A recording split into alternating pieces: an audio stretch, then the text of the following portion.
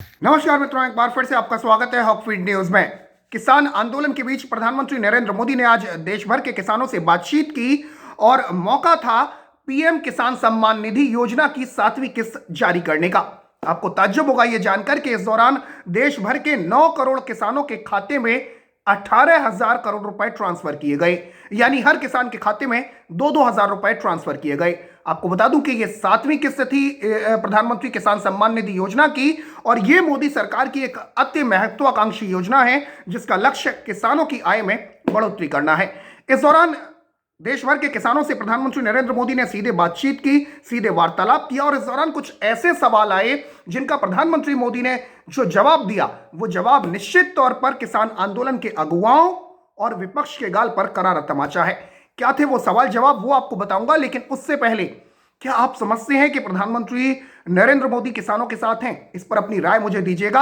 आपको बता दूं कि देश भर के 9 करोड़ किसानों के खाते में आज 18,000 करोड़ रुपए ट्रांसफर किए गए। सीधे एक बटन दबाया गया प्रधानमंत्री नरेंद्र मोदी द्वारा और प्रधानमंत्री किसान सम्मान निधि योजना की 7वीं किस्त जारी कर दी गई। इसको आप चेक कैसे कर सकते हैं वो आपको बताऊंगा, आपके खाते में आई या नहीं आई। लेकिन उससे पहले आपको बता दूं कि इस दौरान देश भर के किसानों से बातचीत की गई। अरुणाचल प्रदेश के किसान थे गगन पेरिंग, उनसे जब संवाद किया तो गगन ने प्रधानमंत्री नरेंद्र मोदी को बताया कि उन्होंने अपने पैसों का इस्तेमाल ऑर्गेनिक फार्मिंग में किया और मजदूरों को पैसा दिया। इस दौरान प्रधानमंत्री नरेंद्र मोदी ने पलटकर जब गगन से सवाल पूछा तो विपक्ष भी हक्का बक्का रह गया। दरअसल पीएम मोदी ने गगन से पूछा कि क्या आपकी जो कंपनी है वो सिर्फ आपकी अदरक ले जाती है या जमीन भी ले जाती है। जिस तरीके से किसान आंदोलन के नाम पर एक भ्रम फैलाया जा रहा है कृषि कानूनों के नाम पर कि जो कंपनियां हैं वो आपकी जमीन को हड़प लेंगी, वो आपकी जमीनों को ले जाएंगी, तो प्रधानमंत्री नरेंद्र मोदी ने सीधे सीधे अरुणाचल के किसान से पूछा कि कंपनी क्या आपकी सिर्फ अदरक ले जाती है या फिर जमीन भी ले जाती है। इसके अलावा प्रधानमंत्री नरेंद्र मोदी ने ओडिशा के एक किसान से भी चर्चा की और इस दौरान किसान क्रेडिट कार्ड को लेकर उनसे बातचीत की गई और उसके फायदे पूछे। पीएम मोदी ने कहा कि अटल जी की सरकार ने किसानों को सस्ते में कर्ज देने की शुरुआत की थी और हम उसे आगे बढ़ा रहे हैं। इसके बाद अगला नंबर आता है मध्य प्रदेश के किसान का। मध्य प्रदेश के किसान मनोज ने प्रधानमंत्री नरेंद्र मोदी से संवाद करते हुए उनके अनुभवों को पूछा। उसके बाद मनोज ने क्या बताया? मनोज ने बताया कि अब तक किसान सम्मान निधि से 10,000 रुपए उसे मिल चुके हैं। मनोज ने बताया कि उन्होंने इस बार अपनी सोयाबीन एक निजी कंपनी को बेची और जिसमें उन्हें अधिक पैसा मिला और उसी दिन पेमेंट भी मिल गया। इसके बाद यूपी का नंबर आया और यूपी के एक किसान राम गुलाव ने प्रधानमंत्री नरेंद्र मोदी को बताया कि उन्होंने किसानों का संगठन बनाया है जो कि मिलकर काम करते हैं। सभी किसान अलग अलग तरह की खेती करते हैं। उन्होंने अहमदाबाद की कंपनी से एग्रीमेंट किया है और पहले बाजार में 10 से 15 रुपए में फसल बेचते थे, लेकिन अब 25 रुपए में बेच रहे हैं। तो ये देश भर के किसान थे। इसके साथ ही आपको बता दूं कि आज देश भर के 9 करोड़ किसानों के खाते में पैसे ट्रांसफर किए गए।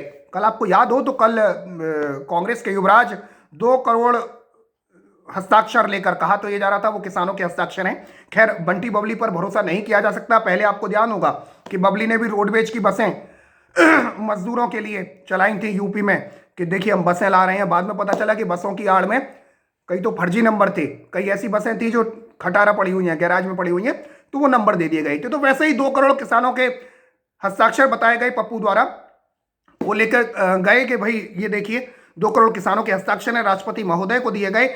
लेकिन सबसे बड़ा सवाल ये कि 9 करोड़ किसानों के खाते में जब प्रधानमंत्री नरेंद्र मोदी सीधे 18,000 करोड़ रुपए ट्रांसफर करते हैं तो फिर ये 2 करोड़ किसान कौन से थे जो कांग्रेस के पास चले गए। खैर, आज प्रधानमंत्री नरेंद्र मोदी ने जो सारी बातें कही हैं वो आपको बताता हूं। दरअसल इस पूरा जो उन्होंने सारी बातचीत की, इसमें अहम क्या रहा वो आपको बताता हूं। इसके 10 पॉइंट बताता हूं जिसमें प्रधानमंत्री नरेंद्र मोदी ने सीधे सीधे कृषि कानूनों के फायदे गिनाए और उन्होंने बताया कि कैसे विपक्ष कृषि कानूनों के नाम पर किसानों को बहका रहा है। पीएम नरेंद्र मोदी ने कहा कि राजनीतिक विचारधारा वाले लोग भांति भांति के मुद्दों को किसानों के नाम पर उछाल रहे हैं। आंदोलन की शुरुआत में किसानों की कुछ ही मांगे थीं और जब राजनीतिक विचारधारा वाले लोग इनसे जुड़ गए तो आज ये लोग हिंसा के आरोपियों को जेल से छुड़ाने की मांग कर रहे हैं। अच्छी उपज के लिए सुविधाएं किसानों को उपलब्ध कराएगा। ये जो कृषि कानूनों के बारे में उन्होंने बताया कि अच्छी उपज के लिए सुविधाएं किसानों को ये उपलब्ध कराएगा। एग्रीमेंट करने वाला व्यक्ति बाजार के ट्रेंड से पूरी तरह वाकिफ रहेगा और उसी के अनुरूप हमारे किसानों को बाजार की मांग के हिसाब से काम करने में मदद मिलेगी। साथ ही साथ उन्होंने कहा कि अब जब कोई किसान के साथ एग्रीमेंट करेगा तो वो ये भी चाहेगा कि उपज अच्छी से अच्छी हो।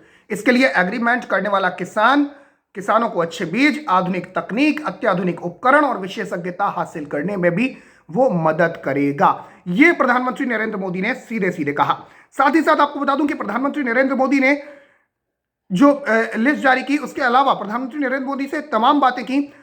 उन्होंने बताया, जैसे गगन पेरिंग से, अरुणाचल से उन्होंने बात करी थी, अरुणाचल के किसान से, तो गगन पेरिंग ने सीधे सीधे कहा था कि हाल ही में एक कंपनी से उनका एग्रीमेंट हुआ था, जितनी उपज है उसे ले जाने की बात हुई थी। इसके बाद ही प्रधानमंत्री ने पूछा कि आपकी जमीन तो नहीं ले गए वो। इसके साथ आपको बता दूं कि प्रधानमंत्री नरेंद्र मोदी ने और क्या कहा।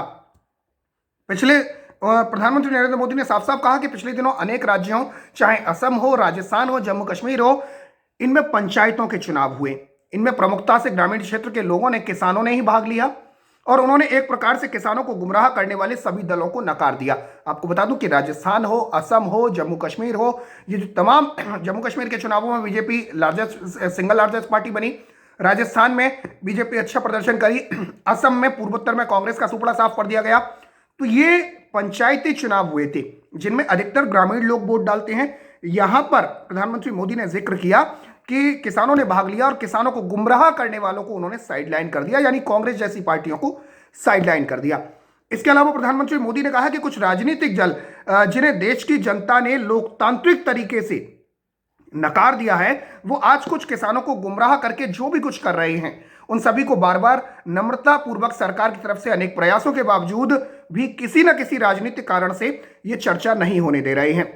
इसके साथ ही उन्होंने कहा कि मैं आपको फिर ध्यान दिलाता हूं कि इन कानूनों को लागू हुए कई महीने बीत गए हैं। क्या आपने देश के किसी भी एक भी कोने में एक भी मंडी बंद होने की खबर सुनी है? ये कृषि सुधारों और नए कृषि सुधार कानूनों के बाद हुआ है। आज नए कृषि सुधारों को लेकर असंख्य झूठ फैलाए जा रहे हैं और कुछ लोग किसानों के बीच भ्रम फैला रहे हैं कि एमएसपी समाप्त की जा रही है। कुछ लोग अफवाहें फैला रहे हैं कि मंडियों को बंद कर दिया जाएगा। बीते कुछ महीनों में हमने करीब 2.5 करोड़ छोटे किसानों को किसान क्रेडिट कार्ड से जोड़ा है और अब मछली पालकों, पशुपालकों को भी अब किसान क्रेडिट कार्ड दे रहे हैं। तो ये प्रधानमंत्री नरेंद्र मोदी ने बातचीत की और इस बातचीत में तमाम देश के किसानों से बातचीत की गई। इस दौरान प्रधानमंत्री नरेंद्र मोदी ने कृषि कानूनों के फायदे के बारे में बताया। साथ ही साथ उन्होंने यह भी कहा कि कृषि कानूनों को लेकर किस तरीके से भ्रम फैलाया जा रहा है और बात करते हुए, किसानों से बातचीत करते हुए सीधे सीधे विपक्ष के गाल पर भी करारा तमाचा जड़ा और आंदोलन के अगुवाओं पर, जो इस वक्त अगुवा बन बैठे हैं इस आंदोलन के, किसानों से ज्यादा ये आंदोलन किसान संगठनों के हाथ में चला गया है। वो संगठन जो खुद को किसी पार्टी से जुड़ा हुआ कहते तो नहीं है, लेकिन पिछले सालों के चुनावों में 2004, 2009, 2014, 2019 इन चुनावों में कांग्रेस को खुलकर सपोर्ट करते थे। तो ऐसे संगठनों के हाथ में अब ये पूरी तरीके से आंदोलन चला गया है और यही प्रधानमंत्री नरेंद्र मोदी ने कहा कि कुछ, जिस वक्त ये आंदोलन शुरू हुआ था किसानों की कुछ मांगें थी, लेकिन आज एक सबसे बड़ी मांग या सबसे बड़ा अड़ियल रवैया कि जब तक आप कृषि कानूनों को वापस नहीं ले लेते तब तक हम पीछे नहीं हटेंगे।